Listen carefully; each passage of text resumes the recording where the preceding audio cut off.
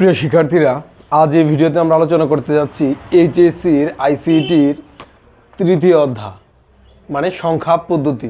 এই সংখ্যা পদ্ধতির একটি গুরুত্বপূর্ণ টপিক হচ্ছে যে আমাদের এন এর মান নির্ণয় করা। সংখ্যা পদ্ধতিতে মূলত আমাদের রূপান্তর নিয়ে প্রশ্নগুলো করে থাকে। সেখানে আমাদের গদাকে অথবা ঘদাকে বলা থাকে এরকম যে এন এর মান নির্ণয় করো এবং দুটি চলকের মান তারা দিয়ে রাখে প্রশ্নে। দেখতে পাচ্ছ আমি এখানে একটি উদাহরণ রেখেছি, সেটা অবশ্যই বোর্ড উপযোগী, বোর্ডে আসার মতো এরকম একটি প্রশ্ন। এখানে এ এর মান আমি দিয়েছি এবং বি এর মান দিয়েছি। এখানে এর মানটা হচ্ছে আমাদের দশমিক সংখ্যা পদ্ধতিতে 52, আর গ এরকম বলা আছে যে এর সমতুল্য মান হচ্ছে আমাদের 34, কিন্তু তার ভিত্তি হচ্ছে এন।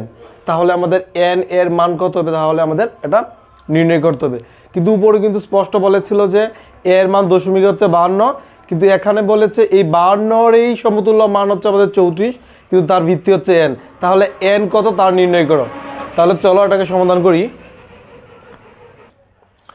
এই জাতীয় প্রশ্নগুলো আমাদের সলিউশন করতে গেলে প্রথমে আমাদের দেখতে হবে যে দেওয়া আছে কোন মানটা, সেই মানটা আগে ডিক্লেয়ার করতে হবে। তাহলে আমি এখান থেকে উত্তর করা শুরু করছি। প্রথমেই যে প্রশ্নের মানটা দেওয়া আছে তা লিখছি। এখানে এর মান স্পষ্ট দেওয়া ছিল যে 52 দশমিকে, লিখলাম দেওয়া আছে এ ইকুয়াল 52 দশমিকে। তারপর আমাদের প্রশ্ন মতো দেখতে হবে প্রশ্নের প্যাটার্নে কি বলা আছে। এখানে স্পষ্ট বলা আছে এরকম যে এর সমতুল্য মান হচ্ছে আমাদের 34, তার ভিত্তি হচ্ছে এন। তাহলে এই লাইনটা অবশ্যই আমাদের ডিক্লেয়ার করতে হবে, যার জন্য আমরা এখানে লিখেছি প্রশ্ন মতে যে এ ইকুয়াল 34, ভিত্তি হচ্ছে আমাদের এন।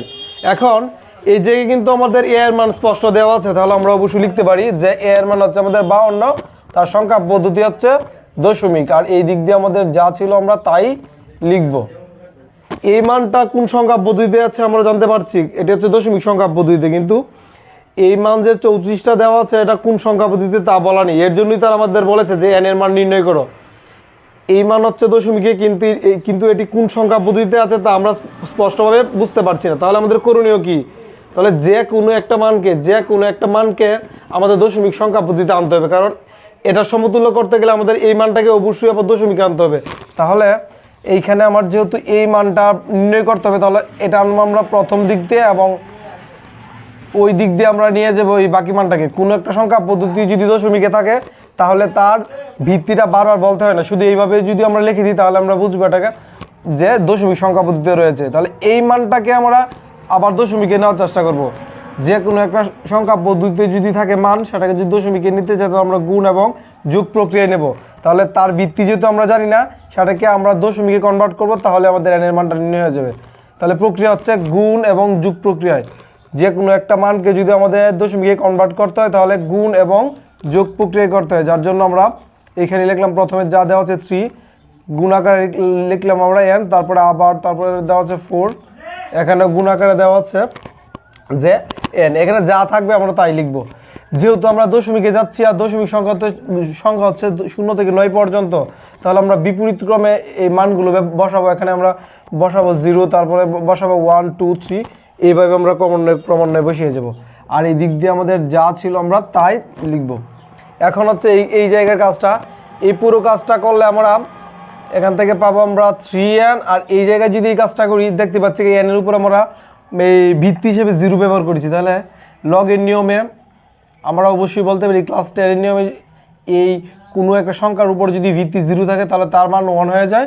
তাহলে এই 1 এর সাথে এখন আমরা 4 গুণ করব, তাহলে এই দিক দিয়ে আমরা 4 পাবো। এখন করণীয় হচ্ছে আমাদের যে এই সংখ্যাটাকে ওই দিক দিয়ে নিয়ে যেতে হবে। তাহলে 3n থাকবে আমাদের প্রথম দিকেই, 3nটা প্রথম দিক দিয়ে রাখবো, আর এই 4কে আমরা ওই দিক দিয়ে নিয়ে যাব। তাহলে এইখানে রয়েছে প্লাস আকারে, আমাদের যদি সমানের ওই দিকে চলে যায় তাহলে চিহ্নের পরিবর্তন হবে। তাহলে আমরা 4 এই দিক দিয়ে আমরা এখন মাইনাস আকারে রাখবো, আর 3n তো 3nই, এই মান থেকে যদি আমরা এই মানটা বাদ দিই তাহলে আমরা পাচ্ছি 48। এখন আমাদের কথা হচ্ছে আমাদের n এর মান বের করতে হবে। তাহলে n এর সাথে 3 এর সম্পর্ক কিন্তু গুণের, তাহলে 48 থাকবে এই দিকে, কিন্তু এই 3 এই দিক দিয়ে ভাগ আকারে চলে যাবে। এই দিক দিয়ে যদি গুণ আকারে থাকে তাহলে বিপরীত পাশে গেলে অবশ্যই তাদের সম্পর্ক ভাগ হয়ে যায়। এখন যদি আমরা এই ভাগটা করি তাহলে আমাদের কাঙ্ক্ষিত মানটা আমরা পেয়ে যাব। এই হচ্ছে মূলত আমাদের n এর মান। তাহলে তারা বলেছিল যে এটা কোন সংখ্যা পদ্ধতিতে বলে আছে, তাহলে আমরা স্পষ্ট বলতে পারি যে এটি হেক্সাডেসিমালে রয়েছে।